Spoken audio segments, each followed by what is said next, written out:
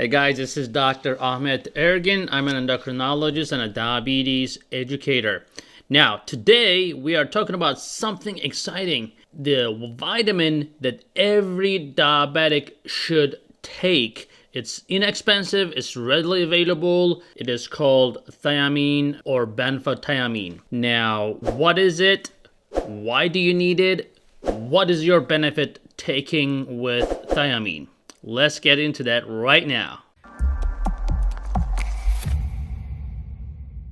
So guys, thiamine is a vitamin. It's vitamin B1. Now, you're going to be like, well, I'm taking a multivitamin or I'm eating food. Vitamins are in the food. Those are great. But unfortunately, with diabetes, we become thiamine deficient. When I say we consider ourselves as a family, our community. But problem is, with diabetes, you excrete a lot of thiamine in the urine. So more than other people. And also, thiamine is used in the utilization of glucose. So when you eat anything with carbohydrate, or even if you don't eat any carbohydrate, your body makes glucose.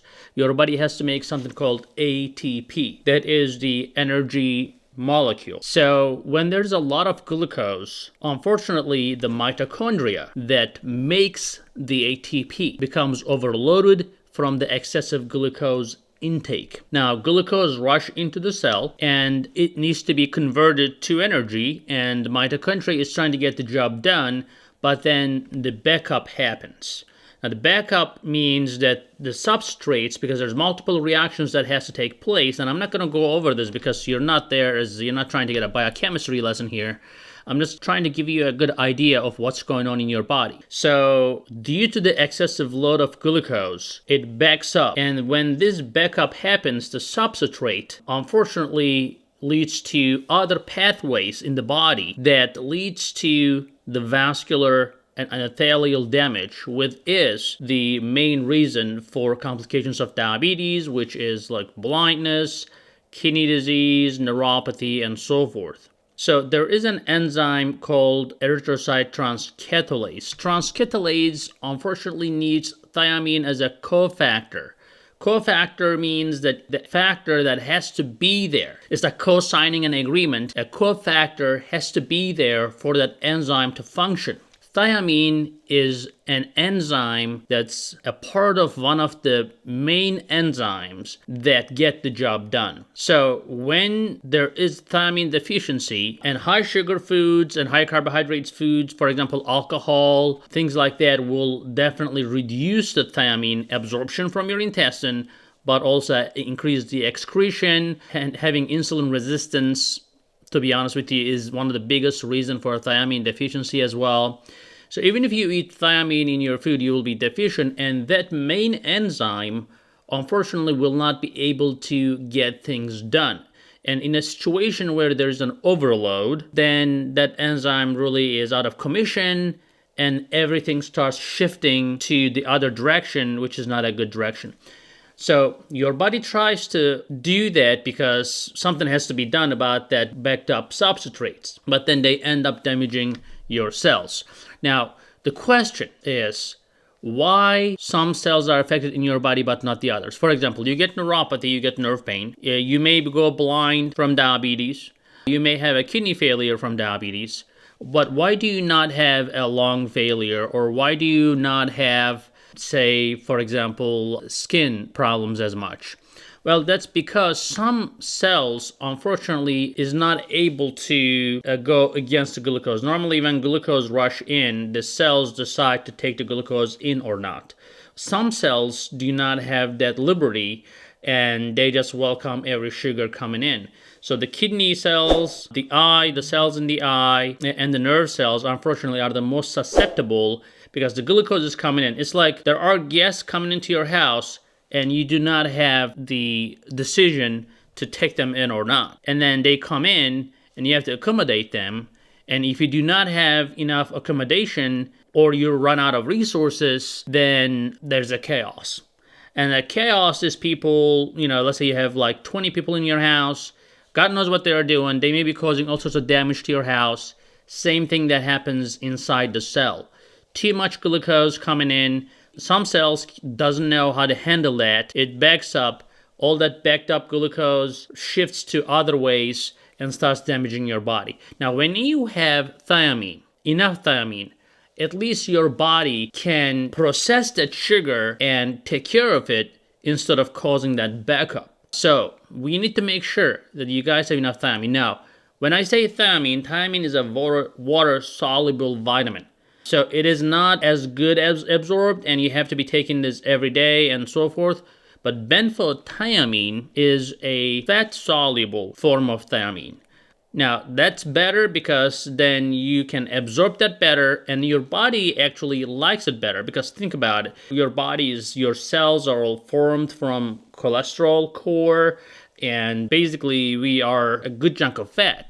So fat-soluble vitamins, like vitamin D, for example, you can go without vitamin D for a long time, and your body will still have vitamin D because vitamin D is kind of dispersed in your body, in your fat cells. So that's like fat works like a storage. So anything that's fat-soluble is better absorbed from the intestine and is better stored as well. So as a result, benfotiamine is the way to go. A normal person will need anywhere from 1 to 4 milligram of the thiamine, and you can look up on the internet and they'll say, oh, well, eat salmon, eat meat, dairy, etc. They have a bunch of thiamine. Well, that's true, but not enough. You may have anywhere from 1 to 2 milligrams or 3 milligrams at most of thiamine in your diet, but if you are constantly deficient or you need more and more, then you need a supplement. Now, interestingly, of course, there have been a lot of studies in vitro, which means that they have done studies in cell cultures to see what happens to those cells in a laboratory environment. And they have identified that most cells, when they are fortified with thiamine or benfotiamine, they do much better in terms of their outcomes. So they basically simulate what's happening in the body in the laboratory environment, and they observe what happens to the cells. And they were able to observe, even in some rat studies, they were able to observe that the complication risk from high glucose goes down anywhere from 30% to 50%. Now, we give a lot of medications to diabetic patients to try to reduce the complications, but we don't talk about thiamine or benfotiamine as much. And what's the reason for that? Well, the reasons are a few-fold. There are not enough human studies, and scientifically, most doctors will say, oh, well, there's not enough double-blinded studies, major studies, etc. Well, there won't be any major studies about this because benfotiamine, you can buy it from Amazon. You can go to the link below, and I'm going to give you the best thiamine or benfotiamine you can find on Amazon. Something that's very cheap, like none of the pharmaceutical companies will invest millions of dollars. At drug development, we always complain about drug costs, but those drugs, they spend hundreds of millions of dollars to produce a drug that is safe and effective, and to prove that, there's a lot of resources poured into that.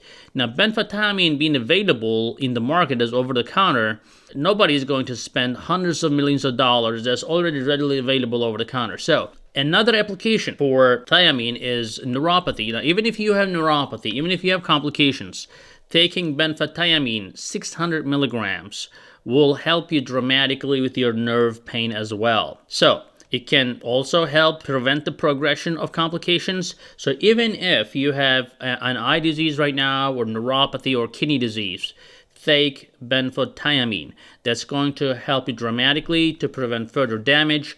God forbid, ending up with dialysis or eye injections or a bunch of eye surgeries.